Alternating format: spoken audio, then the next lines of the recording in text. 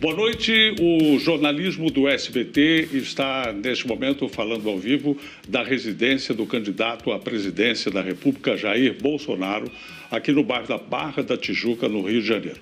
Boa noite, candidato. Boa noite. Obrigado pela oportunidade. Obrigado. Se a pesquisa do Ibope estiver correta e não houver nenhuma reviravolta, é muito grande a chance do senhor ser o novo presidente da República do Brasil nesses próximos dias. Eu queria saber se o senhor já tem o seu ministério composto, quantos serão os ministérios e que nomes o senhor já escolheu.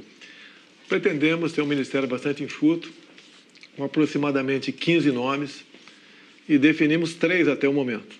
É o senhor Paulo Guedes na Economia, o Onyx Lorenzoni na Casa Civil e o general Heleno na Defesa.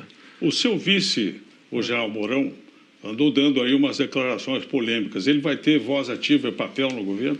Olha, é uma pessoa bastante preparada, culta, é um patriota, é um homem que respira Brasil. E o que levou a essas declarações, no meu entender, foi um excesso da imprensa. Em nenhum momento ele falou em acabar com o 13º. Ele falou que a estrutura remuneratória nossa era uma jabuticaba. É uma força de expressão da parte dele, mas em nenhum momento ele falou, então, nisso ou acabar com o 13º salário. Boa parte do planejamento do seu provável governo está sendo feito por militares. O senhor não confia nos civis? Não, temos civis, né? Acabei de falar no Onyx Lorenzoni e o professor Paulo Guedes. Então, temos bons civis ao nosso lado, sim. Alguns pedem reserva, esperando acabar as eleições para poder anunciar o nome deles, para não sofrer retaliações no momento. Temos nomes que vão surpreender positivamente a sociedade, com toda certeza. Ou seja, o seu será não um governo militar, mas de militares, é isso? Olha, eu não sei por que o preconceito para com os militares. Os governos anteriores tinham lá terroristas, pessoas da pior estirpe. Em nenhum momento nós questionamos isso daí. Agora, os militares que, porventura, comporão o meu governo, não é por serem militares, e sim por sua capacidade de poder, naquela área, naquele ministério, fazer um bom trabalho. Você pode ver o nome que está sendo cogitado para a ciência e tecnologia, é de um coronel da aeronáutica, Marcos Pontes, é o nosso astronauta. É um homem que tem um profundo conhecimento em ciência, tecnologia, e tem trabalhos prestados no Brasil, fora do Brasil, na NASA. Um homem realmente que tem tudo para ocupar esse ministério e, com iniciativa, fazer um bom trabalho. O senhor tem batido muito na tecla da insegurança pública, que de fato é algo que preocupa muito o Brasil hoje. Sim. O senhor falou ontem que gostaria que o país voltasse a ser como há 40, 50 anos em termos de segurança. Só que o Brasil é outro hoje. O crime ocupa até territórios dentro do país. A polícia está na defensiva. Como mudar essa situação não saindo da lei? Bem, primeiro, a gente não pretende sair da lei em hipótese alguma. Algumas mudanças nós queremos fazê-la no Código Penal. Não é apenas o policial, civil e militar. Nós também temos que ter excludente de ilicitude na legítima defesa da vida própria de terceiro e do patrimônio próprio ou de terceiro. Passa por aí. A questão do crime dito organizado. Você tem que ter um trabalho de inteligência para seguir o dinheiro. Ninguém faz nada sem dinheiro em lugar nenhum no mundo. Então, as instituições nossas, seguir o dinheiro para a gente poder sufocar esses criminosos dessa forma. Agora, quem manda na polícia são os governos estaduais, não é o presidente da República. Como é que o senhor vai fazer? Nós sabemos disso, mas o Código Penal, quem faz somos nós em Brasília.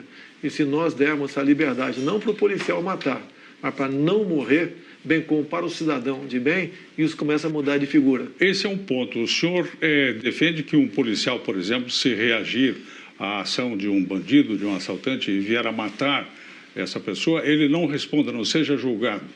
Não, isso contraria a Constituição, não contraria? Porque não todos somos iguais. Não, mas não pode dizer que é igual um policial e um bandido. Aí um está à margem da lei, outro não. Agora, o policial, hoje em dia, ele tem que esperar o bandido atirar para reagir. Isso não pode continuar acontecendo. Por isso, nós queremos mexer no Código Penal. Para exatamente, como em países desenvolvidos, um elemento portando uma arma de guerra, ele passa a ser um alvo do agente da lei. E tem que ser dessa forma. O senhor poderá indicar pelo menos 2 ministros para o Supremo Tribunal Federal. Fosse isso hoje, quem o senhor indicaria? Eu indicaria alguém do perfil do juiz Sérgio Moro. Eu acho Quando se fala em Sérgio Moro, eu me coloco numa situação muito parecida com a dele no tocante à liberdade. Quem mais além dele? Nós não temos liberdade para ir na padaria mais sozinho. Então, o trabalho que o Moro fez tem que ser reconhecido por parte de um governo sério. Um outro nome? Não, falei do perfil do Sérgio Moro, tá certo? O senhor vai interferir na autonomia da Polícia Federal? Não, tem que dar autonomia para ela e meios para poder trabalhar. Ela tem que, aqueles pequenos senões de alguma politização da Polícia Federal tem que deixar existir. Acredito que ela tem que ter meios para exercer o teu trabalho. E, assim sendo, reforçá-la e fazer o máximo possível para que ela realmente continue dando satisfação à sociedade. Outro ponto importantíssimo é a questão da economia que o senhor confiou ao economista Paulo Guedes. Mas o fato é assim, independentemente de planejamento, quando o senhor assumir, haverá quase 13 milhões de brasileiros desempregados esperando uma resposta imediata. O que o senhor vai fazer? Bem, não tem resposta imediata, não tem cavalo de pau. O que eu tenho conversado com ele, eu levo sugestões e ele que decide. E, afinal de contas, ele é um homem que entende desse assunto e é de confiança nossa. Nós temos que facilitar a vida de quem produz. Como diz o linguajar popular, temos que tirar o Estado do cangote de quem realmente está em emprego. Como é que o senhor vai lidar com a reforma da Previdência?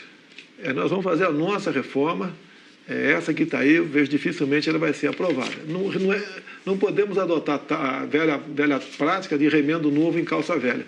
Não podemos penalizar, por exemplo, quem já tem direito adquirido. O próprio servidor público já sofreu 2 reformas previdenciárias. Podemos mexer alguma coisa? Sim, temos ideias propostas nesse sentido, mas ninguém será penalizado. O senhor terá coragem de mexer com a Previdência dos militares, por exemplo? Olha, quando se fala em presos militares, ela é diferente dos outros. Nós não temos hora extra, fundo de garantia, direito à greve, repouso remunerado, nada além disso aí. Ao longo de 30 anos de carreira, na verdade, o militar trabalha 45 anos. Você pode propor alguma mudança, sim, mas você não pode igualar aos demais com direitos trabalhistas diferentes.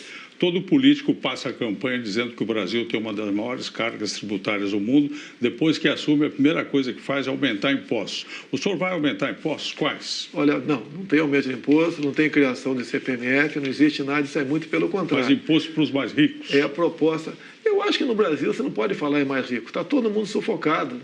Se você aumentar a carga tributária dos mais ricos, como a França fez no governo anterior, o capital foi para a Rússia. O capital vai fugir daqui.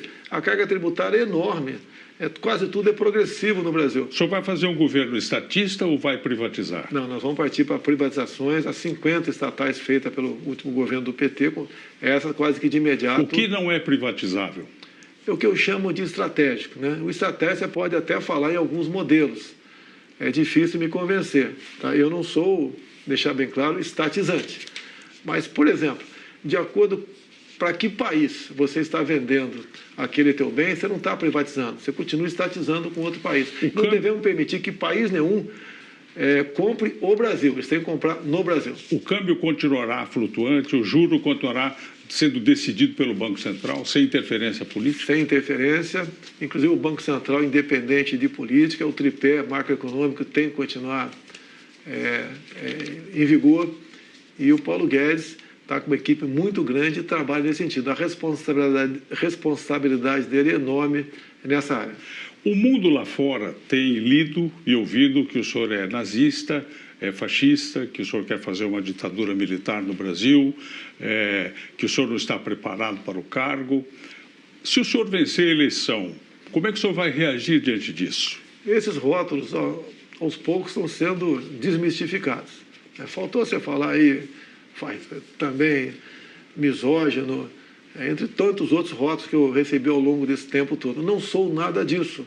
Agora, o outro lado está disputando comigo, até no seu próprio plano de governo diz no controle social da mídia, diz em aumentar o imposto de renda para a pessoa física, tá? Diz em criar mais estatais. Tá? Então, o outro lado é completamente oposto do meu. Esse rótulo também ter estatizante é porque eu sou militar e o período militar foi, sim, muito estatizante. Agora, por outro lado, quem faria uma Itaipu binacional se não fosse o Estado naquele momento? Então, nós vamos, sim, partir de uma política de privatização com responsabilidade que não só o sistema financeiro, bem como os brasileiros vão se orgulhar dessa nossa proposta. Muito obrigado. Passou depressa o nosso tempo. nós entrevistamos ao vivo aqui do Rio de Janeiro o candidato à presidência da República, Jair Bolsonaro. Uma boa noite ao senhor, muito obrigado. Muito obrigado. E vocês agora fiquem com